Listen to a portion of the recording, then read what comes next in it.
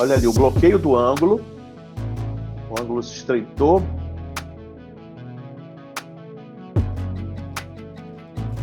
Ocorre uma dificuldade ali para a passagem do humor aquoso, tá vendo? Ele começa a se acumular com o aumento da pressão ocular a níveis gravíssimos, né? Levando a muita dor.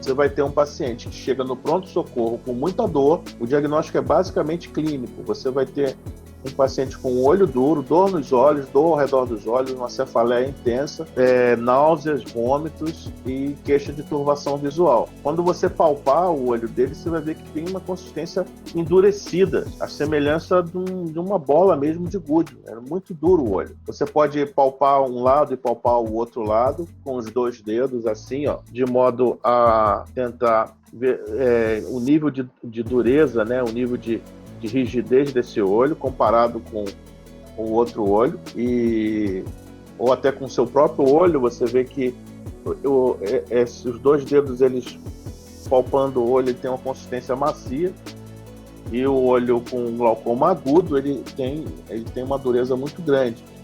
Então você não precisa desses equipamentos que eu vou mostrar aqui, que são basicamente o diagnóstico do glaucoma crônico, o silencioso, tá?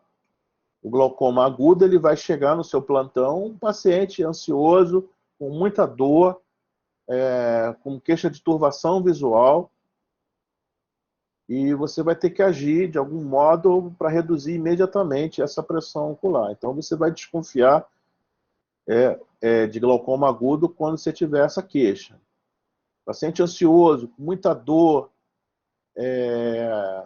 visão turva naquele olho, o olho endurecido.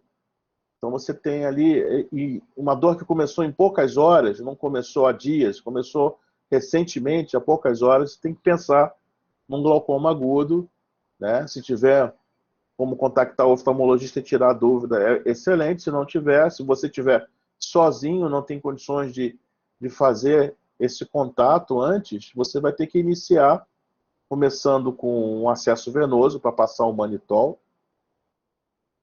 O Diamox você pode fazer um comprimido já, para cetazolamida, ou até 2 comprimidos de 250 miligramas para iniciar a redução dessa pressão intraocular.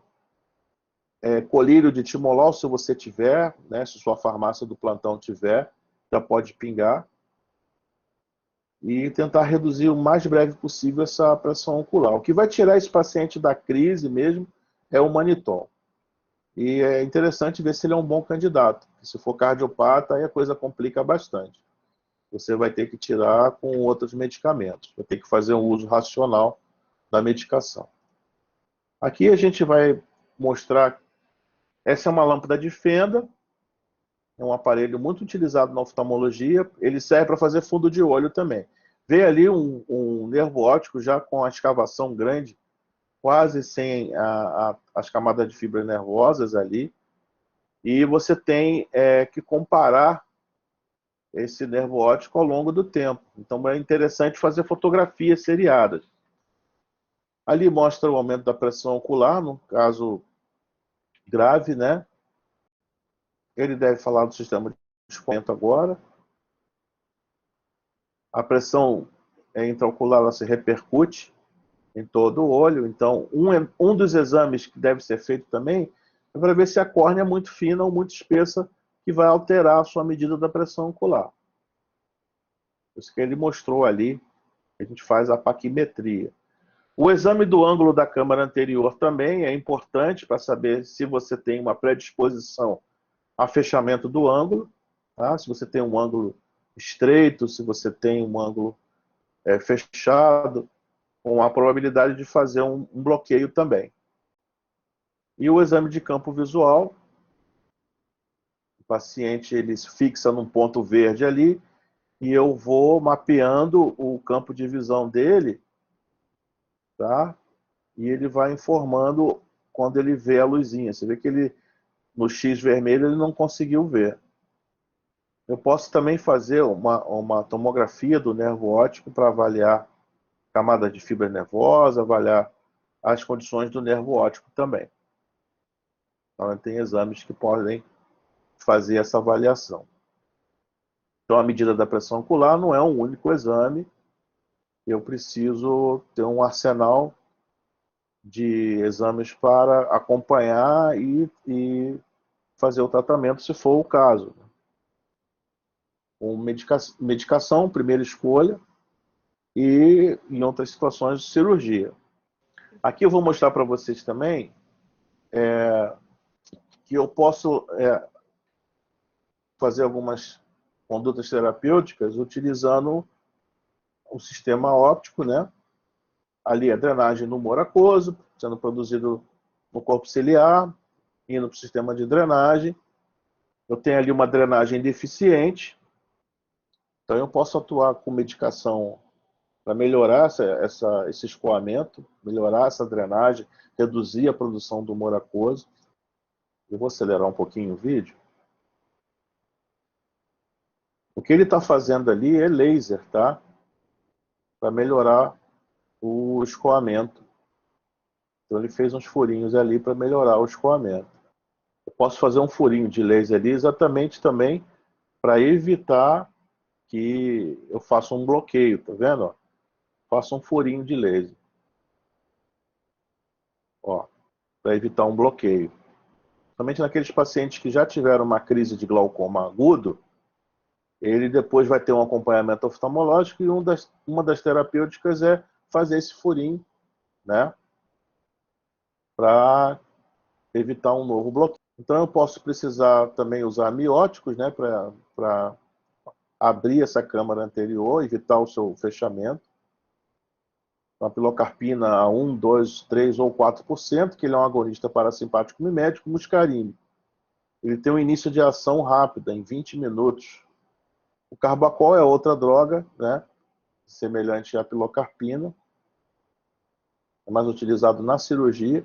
E a pilocarpina você pode também pingar uma gota a 4% nesse paciente com glaucoma agudo. Também para tentar abrir o ângulo e liberar esse escoamento do aquoso. Outras drogas que exploram também a drenagem, a outra via de escoamento, a drenagem uveoscleral, ela tem duração de 24 horas, uma vez ao dia, é mais indicada em casos de glaucoma crônico. Inibidores da anidrase carbônica, eu já falei para vocês, eles são derivados das sulfonamidas, então tem que perguntar se o paciente é alérgico à sulfa.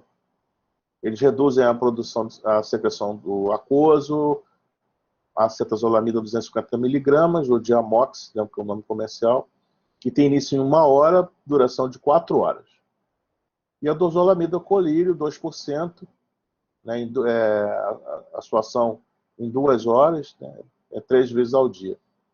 Então você tem parestesia, cólica renal, mal-estar, o uso dos inibidores da anidrase, irritação gástrica, cólica, diarreia, né? Você pode ter síndrome de Stevens-Johnson também, desencadeado pelo contato com a anidrase carbônica, e discrasia sanguínea. Então esse aqui é o aspecto do glaucoma agudo. Você vê ali um olho com a transparência já afetada bastante, a córnea está edemaciada. Uma córnea edemaciada, ela não transmite adequadamente a luz, então ele vai ver turvo. As veias ali também engurgitadas ao redor da córnea, na transição entre córnea e esclera, ali no limbo. E resumindo, né, você tem o glaucoma agudo e o crônico. No agudo você tem dor intensa, visão turva, ele geralmente é unilateral e um olho rígido. O tratamento, acetazolamida, pilocarpina, timolol e manitol, são drogas de escolha. O crônico, sem sintomas.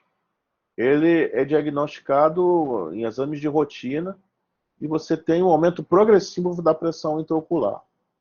Então, como glaucomas crônicos, eu tenho o glaucoma primário de ângulo aberto, a neuropatia óptica, com defeitos de campo visual, ele é insidioso e lentamente progressivo, é bilateral e assimétrico e sem sintomas. Então você tem redução da visão central quando ocorre já uma grande perda de campo visual, né? Quando você, por isso que o paciente às vezes não sente. Ele vai preservar a acuidade visual dele, mas ele vai ter perda periférica.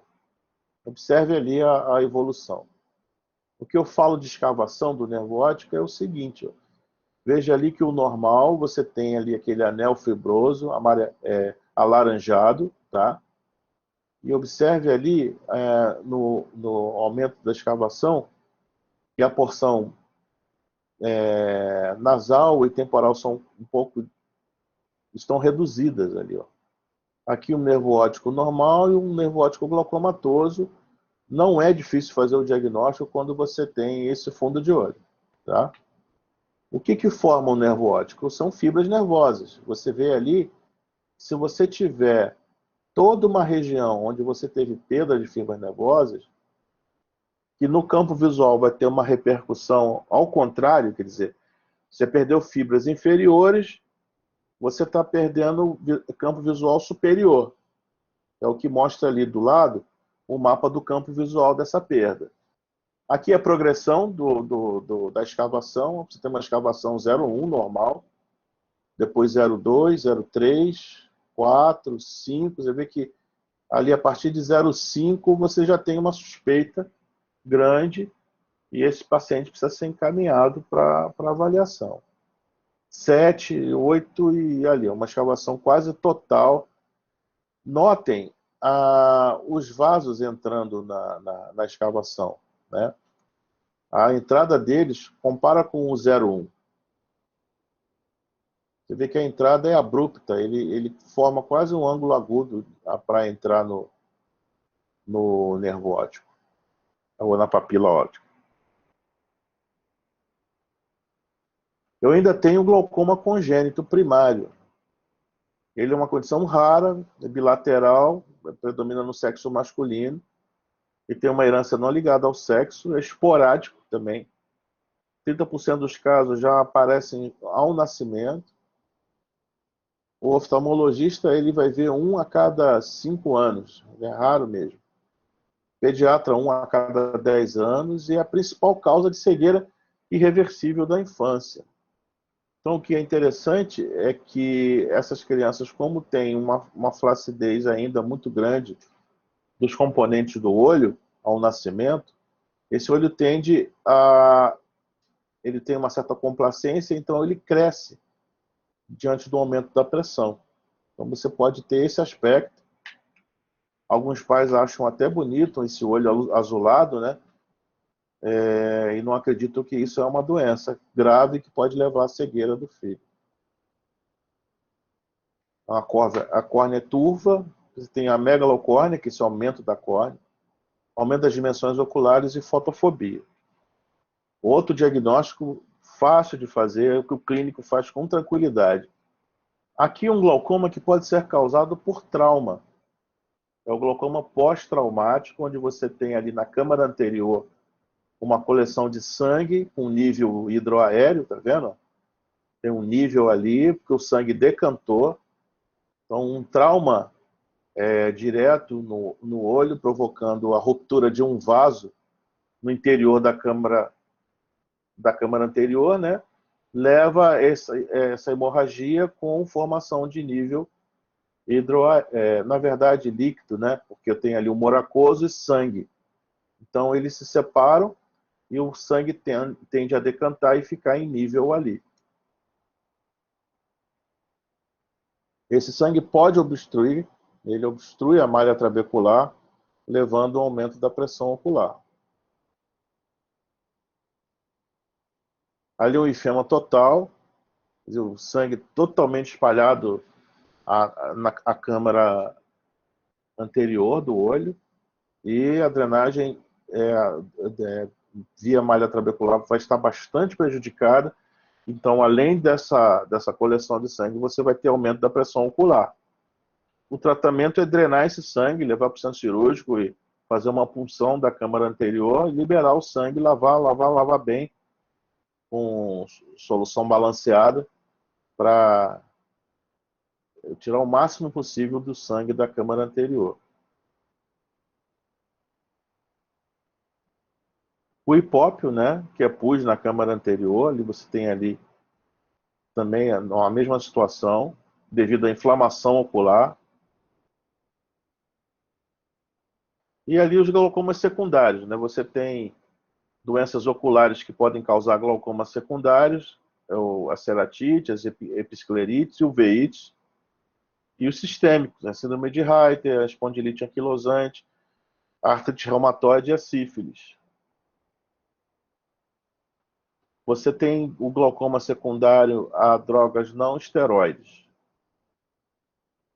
Então, antidepressivos, antipsicóticos, antihistamínicos podem levar a fechamento do ângulo.